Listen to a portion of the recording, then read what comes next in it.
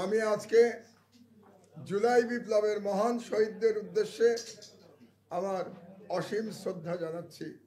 কারণ তাদের আত্মত্যাগের বিনিময়ে আমরা এদেশ থেকে ফ্যাসিবাদ বিদায় করতে পেরেছি। ফ্যাসিবাদ পলায়ন করেছে এই দেশ থেকে। তার সঙ্গে আমি এই মহান ডিসেম্বর মাসে আমি স্বাধীনতা যুদ্ধে নিহত শহীদদের প্রতি আমার শ্রদ্ধা জ্ঞাপন করছি, যাদের আত্মত্যাগের বিনিময়ে বাংলাদেশ স্বাধীন হয়েছিল। তো আজকে আপনাদের হয়তো কারো কারো স্মরণে আছে যে মাস দুয়েক আগে আমি তৃতীয় দফায় জেল থেকে বেরিয়ে, এই সরকারের আমলের প্রথম দফায় জেল থেকে বেরিয়ে আমি সংবাদ সম্মেলন করেছিলাম এবং সেদিন একটা ঘোষণা দিয়েছিলাম সেই সংবাদ সম্মেলনে আমার দেশের পক্ষ থেকেই যে ইনশাআল্লাহ 2024 সালের মধ্যেই আমরা আমার দেশ পুনঃপ্রকাশ করব। আমি সেদিন সেই ঘোষণা দিয়ে অফিসে ফিরে যাওয়ার পরে আমার সহকর্মীরা খুব চিন্তিতভাবে বলেছিলেন, মাহমুদ ভাই আপনি তো বললেন 2 মাসের মধ্যে পত্রিকা বের করবেন, কিন্তু এটা কি আসলেই সম্ভব হবে? তো এটা প্রায় অসম্ভব। আপনারা সবাই সংবাদ মাধ্যমের কর্মী, আপনারা জানেন যে একেবারে শূন্য থেকে 2 মাসের মধ্যে পত্রিকা বের করা, একটা জাতীয় পত্রিকা বের করা প্রায় অসম্ভব ব্যাপার। কিন্তু আমার মনে জোর ছিল যে আল্লাহর রহমত আছে, ইনশাআল্লাহ আল্লাহর রহমত থাকলে এবং আমরা সবাই যদি পরিশ্রম করি তাহলে আমরা পারবো। এবং আমার সহকর্মীদের এই অক্লান্ত পরিশ্রমে এবং আল্লাহর রহমতে সেই অসাধ্য সাধন হয়েছে আলহামদুলিল্লাহ। আর 48 ঘন্টার মধ্যে আমরা বাংলাদেশের জনগণকে আবারও আমার দেশ উপহার দিতে যাচ্ছি ইনশাআল্লাহ। 22 তারিখে রোববার সকালে আপনাদের প্রত্যেকের বাসায় বাসায়, অফিসে, সর্বত্র আমার দেশ পৌঁছে যাবে ইনশাআল্লাহ। তো এই যে পুনঃপ্রকাশ, এটা আমাদের এক নতুন যাত্রা। এই যাত্রা পথে যে নতুন আমরা যাত্রা করছি, সে তখন আমরা জনগণের প্রত্যাশা নিয়ে প্রথমে একটু কথা বলতে চাই। গত 2 সপ্তাহ ধরে আপনারা জানেন যে আমরা আমাদের ফেসবুক চালু করেছি এবং একটা ইউটিউব চ্যানেল চালু করেছি। এটা আমরা করেছিলাম প্রধানত জনগণের সাথে একটা কমিউনিকেশনের মাধ্যম হিসেবে। এটাকে খুব বড় করে কিছু আমরা কল্পনা করি নাই, কিন্তু আপনাদের ভালোবাসায় এই 2 সপ্তাহের মধ্যে এটার প্রচুর রিচ হয়ে গেছে। এটা যে খুব বিশাল কিছু হয়েছে তা আমি বলবো না, কিন্তু 2 সপ্তাহের মধ্যে প্রায় 100K ফেসবুকে এবং 65K সম্ভবত ইউটিউবে। একেবারে খারাপ হয়নি, যেখানে আমাদের কন্টেন্ট নাই বললেই চলে। প্রধানত আমরা কিভাবে কাজ করছি এটাই জানাতে চেয়েছিলাম জনগণকে, এবং তার চেয়ে বড় কথা আমরা জনগণের প্রত্যাশা জানতে চেয়েছিলাম। এটা একটা মাধ্যম ছিল জনগণ কি চায় আমাদের কাছ থেকে এটা জানবার জন্য। এবং আপনারা হয়তো একটু অবাকই হবেন শুনলে যে এত ব্যস্ততার মধ্যেও আমাদের ইউটিউবে যতগুলো কন্টেন্ট হয়েছে এবং ফেসবুকে যতগুলো আপলোড করা হয়েছে, প্রত্যেকটা কমেন্ট আমি নিজে পড়েছি, প্রতিটি কমেন্ট আমি নিজে পড়েছি। তার মানে কত হবে? 10,000, 15,000, আরো বেশি হয়তো হবে, মানে 25,000 কমেন্ট আমি নিজে পড়েছি। তো পরে আমি আপনাদের প্রত্যাশা সম্পর্কে জানতে পেরেছি। সেই প্রত্যাশা পূরণের আমরা সর্বাত্মক চেষ্টা করব ইনশাআল্লাহ। তবে আপনাদের কাছে 1 মাস সময় চেয়ে রাখছি। 1 মাস আমাদের ভুল ত্রুটিগুলো আপনারা ক্ষমা করে দেবেন। এই 1 মাস আপনারা জানেন, যারা পত্রিকা মাধ্যমে আছেন, যে একটা নতুন পত্রিকা চালু করলে কত রকম ভুল ভ্রান্তি হয়।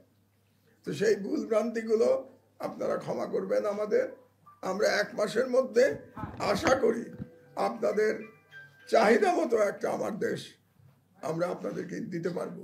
যদিও প্রথম দিনই আমরা চেষ্টা করব একটা মানসম্মত পত্রিকা আপনাদেরকে দেওয়ার জন্য, যে কারণে আমার দেশ আজকে একটা ব্র্যান্ড হিসেবে আবির্ভূত হয়েছে বাংলাদেশে। আমার দেশ একটা ব্র্যান্ড, আপনি পছন্দ নাও করতে পারেন, কেউ কেউ পছন্দ নাও করতে পারেন, অন্যেরা পছন্দ করেন, কিন্তু আমার দেশ একটা ব্র্যান্ড, এটা কেউ হয়তো অস্বীকার করতে পারবেন না। যারা পছন্দ করবেন না তারাও অস্বীকার করতে পারবেন না যে আমার দেশ একটা ব্র্যান্ড। তো সেই ব্র্যান্ড, সেটা আমরা প্রথম দিন থেকে সেই ব্র্যান্ড অক্ষত রাখবার চেষ্টা করব। তো আমি একটু সম্পাদকীয় নীতি সম্পর্কে আপনাদের একটু বলতে চাই। সেটা হলো, প্রথম উদ্দেশ্য হবে আমাদের সঠিক খবর দেয়া। সঠিক খবর সকলের আগে বলবো না, যতদূর সম্ভব আগে সঠিক খবর দেয়া। সঠিক খবর মানে কি, সেটা হচ্ছে, আপনাদেরকে একটু বোঝাই ব্যাপারটা। সেটা হচ্ছে যে আমরা যে খবরটা দেব সেখানে উভয় পক্ষের বক্তব্য থাকবে। কারণ প্রত্যেকটা খবরে আপনি জানেন একটা ভিকটিম থাকে, আর এক দল থাকে যারা অত্যাচার করে, বা সুতরাং দুটো পক্ষ থাকে। আমার পত্রিকায় দুই পক্ষের কমেন্ট থাকবে, দুই পক্ষের মতামত নিয়ে আমার খবর দেয়া হবে। এটা কেন বলছি, আপনারা জানেন বিগত হাসিনার ফ্যাসিবাদী আমলে তথাকথিত ইসলামী জঙ্গি নিয়ে কি ধরনের প্রচারণা চালানো হয়েছে, এবং প্রত্যেকটা প্রচারণা বাংলাদেশের বড় বড় পত্রিকা, আমি কারো নাম নিতে চাই না, আমি একটা পত্রিকার সম্পাদক, বড় বড় পত্রিকায় আমরা দেখেছি এক পক্ষের বক্তব্য ছাপা হয়েছে। যেমন ধরেন বিভিন্ন জঙ্গি কাহিনী আপনারা জানেন, সেই জঙ্গি কাহিনীকে আপনারা কোনো জঙ্গি কাহিনীতে একজনও জীবিত দেখবেন না, সকলকে মেরে ফেলা হয়েছে। এবং যারা ভিকটিম তাদের কোনো বক্তব্য সেই জঙ্গি কাহিনীতে নাই। বড় বড় পত্রিকায় হেডিংও যদি আপনি দেখেন, পুলিশ থেকে যেটা বলা হয়েছে, সরকার থেকে যেটা বলা হয়েছে, সেটা without any journalistic check and balance এটা ছাপিয়ে দেওয়া হয়েছে। এটা একটা পত্রিকার দায়িত্ব হতে পারে না। পত্রিকায় অবশ্যই দুই পক্ষের বক্তব্য মন্তব্য থাকতে হবে। সুতরাং আমি যে সঠিক খবর যেটাকে বলছি, সঠিক খবরের ডেফিনেশন আমার কাছে এই দুই পক্ষের মন্তব্য দিয়ে যে খবর আসবে সেটাই সঠিক খবর। ইনশাআল্লাহ আমার দেশে আমরা সেই সঠিক খবরটা দেব। এক। দু নম্বর, আমরা যেরকম আগে সংগ্রাম করেছি মানবাধিকারের জন্যে, গণতন্ত্রের জন্যে, দুর্নীতির বিরুদ্ধে, আমরা, আপনাদের মনে আছে হয়তো আমাদের সাথে প্রথম যে লড়াই শুরু হয়েছিল শেখ হাসিনার, আপনারা ভুলে গেছেন সম্ভবত, সেটা শেখ হাসিনার পুত্রের জয়ের এবং তৎকালীন জ্বালানি উপদেষ্টা তৌফিক এলাই চৌধুরী, তাদের একটি ঘুষের অভিযোগ সংক্রান্ত একটি সংবাদ ছাপা হয়েছিল 2009 সালের ডিসেম্বর মাসে, এবং সংবাদটি করেছিলেন আমার সহকর্মী, এখন একজন সরকারি কর্মকর্তা আব্দুল্লাহ, তিনি সংবাদটি করেছিলেন। এবং এই সংবাদ থেকে 2009 ডিসেম্বর থেকে আমার সাথে শেখ হাসিনার লড়াই শুরু হয়েছিল। কারণ হাসিনা পরিবারের বিরুদ্ধে কেউ নিউজ করবে, এটা বাংলাদেশের কোনো সংবাদপত্রের সাহস কুলায় নাই। এবং আপনি শুনলে অবাক হবেন যে তখন এই নিউজ করার পরে বিরোধী দলের নেতারাও আমাকে বলেছিলেন যে মাহমুদ ভাই, আপনি এত আগেই হাসিনার বিরুদ্ধে লেখা শুরু করলেন। মানে তারাও একটু অবাক হয়ে গেছিল যে এত আগে আমরা হাসিনার পরিবার নিয়ে লিখছি। তো তার মানে হচ্ছে যে দুর্নীতির বিরুদ্ধে আমরা একেবারে সোচ্চার ছিলাম, এখনো সোচ্চার থাকবো ইনশাআল্লাহ। আমরা অসহায় মানুষের কণ্ঠস্বর হতে চাই। বাংলাদেশের অধিকাংশ মানুষ অসহায়, অধিকাংশ মানুষ ভিকটিম, ক্ষমতাবানদের কাছে তারা ভিকটিম, অসহায়রা ক্ষমতাবানদের কাছে ভিকটিম। আমরা অসহায় মানুষের কণ্ঠস্বর হব ইনশাআল্লাহ। এই জন্য আমরা অসহায় মানুষের দরজা আমার দেশের জন্য সবসময় খোলা থাকবে। 3 নম্বর হচ্ছে যে আমরা বাংলাদেশের মিডিয়াতে একটা ইসলামোফোবিয়া আছে, আপনারা অনেকেই হয়তো স্বীকার করতে চাবেন না, কিন্তু আছে। এটা আজ থেকে না, বাংলাদেশের স্বাধীনতার পর থেকেই এই ইসলামোফোবিয়া বর্তমান। আমরা আমার দেশে এই ইসলামোফোবিয়াকে মোকাবেলা করব সংবাদের মাধ্যমে, মতামত প্রকাশের মাধ্যমে। আমরা এই ইসলামোফোবিয়া বাংলাদেশে যেটা আছে সেটাকে আমরা মোকাবেলা করব। এরপরে বিশ্বব্যাপী মুসলমানদের বিরুদ্ধে যে জুলুম নির্যাতন চলছে সেই সম্পর্কে আমার দেশ সোচ্চার থাকবে। আমি খুব দুঃখের সাথে দেখছি যে গাজাতে যে 14 মাস ধরে যে গণহত্যা চলছে, ইসরায়েলি বাহিনীর গণহত্যা চলছে, সেই গণহত্যার কাহিনী আমাদের দেশের পত্রিকায় নাই বললেই চলে। আপনারা খুঁজে দেখেন, কোথাও হয়তো আন্তর্জাতিক পাতায় এক কলাম পেতে পারেন, প্রথম পাতায় তো কোনো নিউজ আমি দেখি নাই। অথচ এত বড় গণহত্যা আমাদের চোখের সামনে প্রতিদিন টেলিভিশন ক্যামেরার সামনে চলছে, অথচ বাংলাদেশে, যে দেশে নাকি 90% মুসলমান, সেই দেশের মিডিয়াতে তার কোনো প্রতিফলন নাই। আমরা এই বিশ্বব্যাপী মুসলমানদের অত্যাচার নির্যাতনের বিরুদ্ধে আমরা নিউজ করব, এটা আমাদের একটা কাজ হবে। আর একটা, যেমন কাশ্মীরে যে মুসলমানদের উপর যে জুলুম চলছে, কিংবা উইঘুরে যে জুলুম চলে চীনের উইঘুরে, কিংবা রোহিঙ্গাদের উপরে যে জুলুম চলে আমাদের পাশের দেশে মিয়ানমারে, এই সব জুলুমের বিরুদ্ধে আমরা নিউজ করব এবং যথাযথ ট্রিটমেন্ট দেব আমাদের পত্রিকায়, যেটা এখন নাই। এটাই বাস্তবতা। ফাইনালি আমাদের যে লড়াই যেটা ছিল, আধিপত্যবাদের বিরুদ্ধে আমাদের লড়াই ছিল, আমার দেশের একটা আদর্শিক লড়াই ছিল, এবং ফ্যাসিবাদের বিরুদ্ধে আমাদের আদর্শিক লড়াই ছিল। এই ফ্যাসিবাদের বিরুদ্ধে এবং আধিপত্যবাদের বিরুদ্ধে আমাদের লড়াই অব্যাহত থাকবে ইনশাআল্লাহ। এবং ফ্যাসিবাদ শুধু হাসিনার ফ্যাসিবাদ নয়, আওয়ামী ফ্যাসিবাদ নয়, যে কোনো ধরনের ফ্যাসিবাদের বিরুদ্ধে আমাদের লড়াই অব্যাহত থাকবে।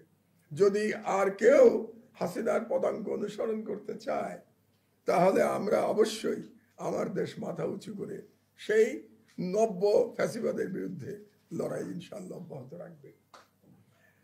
এটাই হচ্ছে মোটামুটি আমাদের এডিটোরিয়াল পলিসি।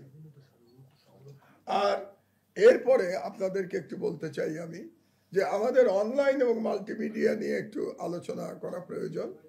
আমরা অনলাইন এখনো শুরু করি নাই, যদিও অনলাইন আমাদের প্রস্তুত আছে।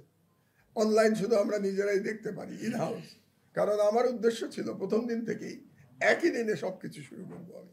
যেদিন পত্রিকা মানুষের হাতে যাবে, সেদিনই অনলাইন আপনাদের জন্য উন্মুক্ত হবে ইনশাআল্লাহ।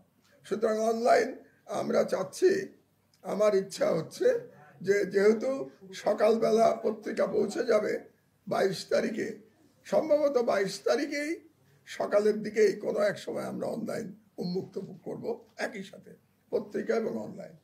আর মাল্টিমিডিয়ার কিছু কাজ চলছে, ইউটিউব অলরেডি আছে, ফেসবুক আছে, আপনারা জানেন। তবে এখানে একটা কথা বলে রাখা প্রয়োজন, আমার দেশের লোগো ব্যবহার করে এবং নাম ব্যবহার করে বিভিন্ন ভুয়া সাইট কিন্তু আছে, অনেক সাইট আছে, ডজন খানেক হবে। আমরা ইতোমধ্যে সরকারকে একটা চিঠি দিয়েছি যে এই ভুয়া সাইটগুলো অবিলম্বে বন্ধ করে দেওয়ার জন্য। সুতরাং আপনাদেরকে আমি খুব পরিষ্কারভাবে বলতে চাই যে আমার দেশের অফিসিয়াল সাইট একটাই, ডেইলি আমার দেশ, এই নামে আমাদের ফেসবুকে এবং youtube.com, dailyamardesh.com, এটাই একমাত্র অফিসিয়াল সাইট। আর ইউটিউব যেটা আছে আমার দেশ, আর এর বাইরে একটা আছে আমাদের সাইট, এটা বলে রাখা দরকার, যেটা লন্ডন থেকে পরিচালিত হয়েছে গত 5 বছর ধরে। এটা আমার সহকর্মী অলিউল্লাহ নোমান, আজকে সে উপস্থিত নাই এখানে, একটা অ্যাসাইনমেন্ট, এটাকে ঢাকার বাইরে যেতে হয়েছে, রিপোর্টের কাজেই যেতে হয়েছে তাকে। তো অলিউল্লাহ নোমান এটা চালাতো, আমার নির্দেশেই চালাতো এটা। তো ওটা কিন্তু আছে এবং ওটা থাকবে আমাদের, কিন্তু আজকের পর থেকে এটার কন্ট্রোল সেন্ট্রাল থেকে নির্ধারিত হবে। তার মানে এটার কন্ট্রোল ঢাকা থেকেই থাকবে, যদিও এই সাইটটা আমাদের থাকবে। তো সেই জন্য আপনাদেরকে বলে রাখছি, কাজেই আমাদের একটা সাইট এখান থেকে থাকবে, আর লন্ডনের সাইটটা থাকবে। কারণ লন্ডনে আমরা এটা করেছিলাম এই কারণে, যখন ফ্যাসিস্ট হাসিনা আমার দেশ চালাতে দেয় নাই, আমরা আমার দেশ ব্র্যান্ডটাকে ধরে রাখতে চেয়েছিলাম, যাতে এই নামটা জীবিত থাকে। এই কারণে লন্ডন থেকে আমরা অনলাইন এবং এই ইউটিউব, ফেসবুকটা আমরা রেখেছিলাম। তো কাজেই এখন থেকে ওটা থাকবে, কিন্তু এটা কন্ট্রোল ঢাকা থেকে নির্ধারিত হবে। আর আমার বক্তব্য আর আমি খুব বেশি দীর্ঘায়িত করতে চাই না। আপনারা সেটা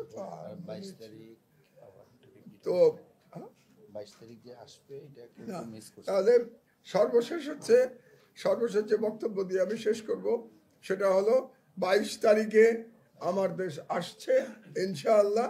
তো আগামী 2 দিনের মধ্যে আপনারা আমার দেশ পেয়ে যাচ্ছেন। আমরা প্রস্তুত, আমাদের ছাপার কাজ শুরু হয়ে গেছে। আমাদের যে সাপ্লিমেন্ট যেটা বেরোবে সেগুলো অলরেডি ছাপা হচ্ছে, আপনাদেরকে জানিয়ে রাখলাম। এবং সেখানে আপনারা প্রথম 4 দিন যে ছাপা হবে, যে পত্রিকা আমাদের হবে, এই 4 দিন একটা কালেকশন আইটেম হবে। কেন কালেকশন আইটেম হবে আমি বলে দিচ্ছি আপনাদেরকে।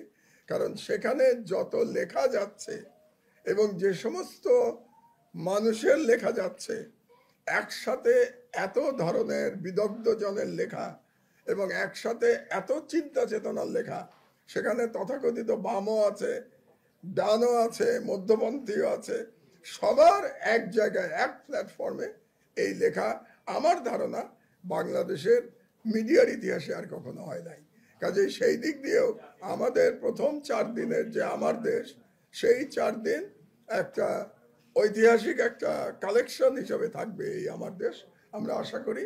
আর সর্বশেষ আমি পাঠকদের কাছে সহযোগিতা চাচ্ছি। আপনারা যেভাবে আমাদেরকে ভালোবেসেছেন, আপনাদের সমর্থন, আপনাদের ভালোবাসা আমার দেশের প্রতি অব্যাহত রাখবেন এবং আপনাদের যে কোনো রকম পরামর্শ আমাদের জন্য অত্যন্ত গুরুত্বপূর্ণ। কাজেই আপনারা, আমার একটা ইচ্ছা হচ্ছে, আপনারা এটা সকলেই জানেন, মিডিয়াতে যারা আছেন, গত 15 বছরের তেলবাজির কারণে এবং দালালির কারণে পত্রিকা পড়ার অভ্যাসটা বাংলাদেশে কমে গেছে। এটা আপনারা সবাই জানেন, কারণ পত্রিকার উপরে মানুষের আস্থা উঠে গেছে। এবং সেই কারণে পত্রিকার যারা যারা বড় বড় নাম যারা শোনেন, তাদের সার্কুলেশনও শতকরা 50% কমে গেছে প্রত্যেকের। আর বাকিদের কথা আমি নাই বললাম। আমাদের উদ্দেশ্য হচ্ছে আবার এই যে পত্রিকা পড়ার অভ্যাসটা ফিরিয়ে নিয়ে আসা। কারণ একটা দেশের পত্রিকা সেই দেশের কালচারের দর্পণ, একটা সংস্কৃতির দর্পণ। আমি মনে করি একটা পত্রিকা, যতই অনলাইনের যুগে আমরা বসবাস করি, যতই কি বলে স্মার্টফোনের যুগে বসবাস করি, কিন্তু একটা পত্রিকা হাতে নিয়ে পড়ার যে আনন্দ, এই আনন্দ একটা ভিন্ন রকম আনন্দ। যেমন আমরা তো বয়সে অনেক বেশি হয়ে গেছে, জীবনের প্রায় শেষ প্রান্তে চলে এসেছি, কিন্তু এখনো আমি কিন্তু বই পড়তে পছন্দ করি। ওই ল্যাপটপে পড়তে আমি অস্বস্তি বোধ করি।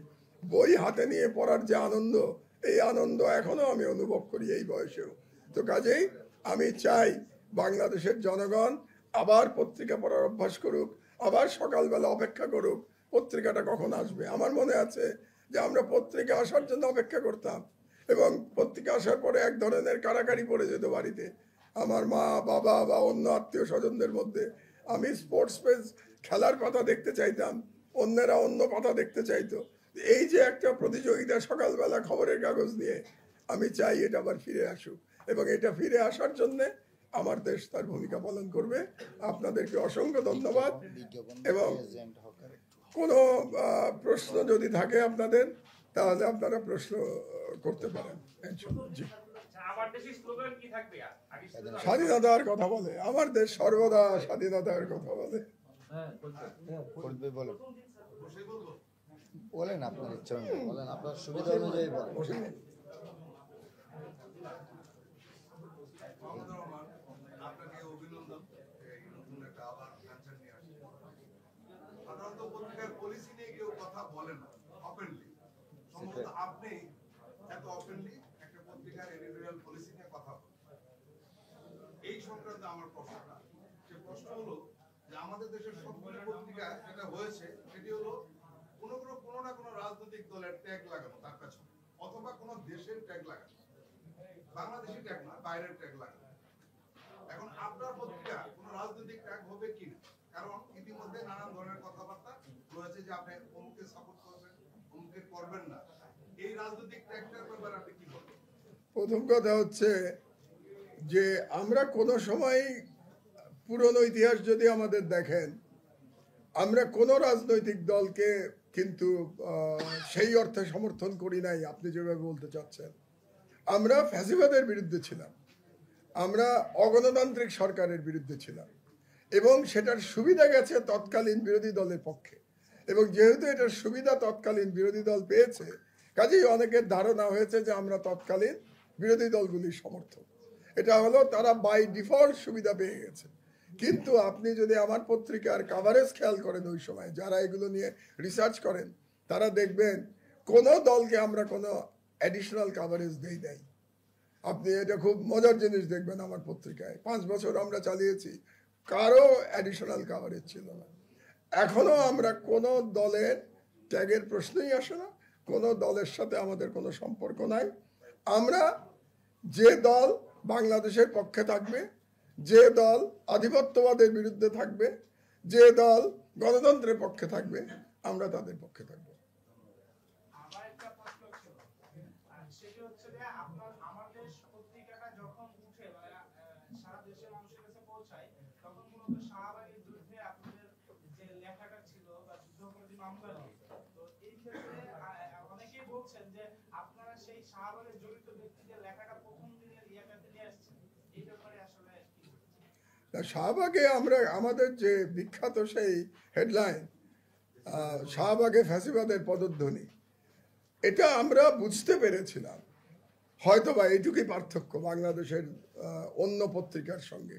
আপনাদের মনে আছে সকল পত্রিকা তখন, আমি যেটা বলি, শাহবাগের জ্বরে আক্রান্ত সকল পত্রিকা, সেই অবস্থায় শুধু আমার দেশ তার বিপরীতে দাঁড়িয়ে বলেছিল যে শাহবাগে ফ্যাসিবাদের পদধ্বনি। কারণ আমরা যে ফ্যাসিস্ট হাসিনার এবং ফ্যাসিস্ট আওয়ামী লীগের চরিত্রটা আমার দেশ ধরতে পেরেছিল, এবং শাহবাগ যে বেসিক্যালি ফ্যাসিস্ট হাসিনা এবং পার্শ্ববর্তী একটা দেশের ষড়যন্ত্রের একটা কেন্দ্র ছিল, এটা আমার দেশ ধরতে পেরেছিল, সেটা অন্যরা ধরতে পারে নাই। আজকে এই জুলাই বিপ্লবের মাধ্যমে 11 বছর পরে এটা প্রমাণিত হয়েছে যে আমার দেশের চিন্তা সঠিক ছিল। আজকের ইয়াং জেনারেশন এটা প্রমাণ করে দিয়েছে যে তারা আমার দেশের এই চিন্তাটাকে ধারণ করে। আমি তাদেরকে মোবারকবাদ জানাই। আমরা দেখেছি যে বিভিন্ন পত্রিকার সম্পাদক অতীত সরকারের বিভিন্ন সুযোগ সুবিধা ভোগ করেছে কিংবা সরকারি দায়িত্ব তারা পালন করবে। আপনার কাছে আগামী দিনের সরকার যদি এই ধরনের কোনো অফার নিয়ে আসে, সেক্ষেত্রে আপনি কি করবেন? আমি পরিষ্কারভাবে আপনাদের বলে দিতে চাই যে এটা আমার জীবনের লাস্ট ইনিংস। যারা ক্রিকেট খেলেন তারা বুঝতে পারবেন, এটা আমার জীবনের লাস্ট ইনিংস। এই ইনিংস শুধুমাত্র মিডিয়ার প্রতি উৎসর্গীকৃত। এই খেলাটা আমি মিডিয়ার ফিল্ডেই খেলবো, আর কোনো ফিল্ডে আমি যাব না। ইচ্ছা কখনো ছিল না। এই মিডিয়ার ফিল্ডে থেকে আমি জনগণের জন্য কাজ করবো ইনশাল্লাহ।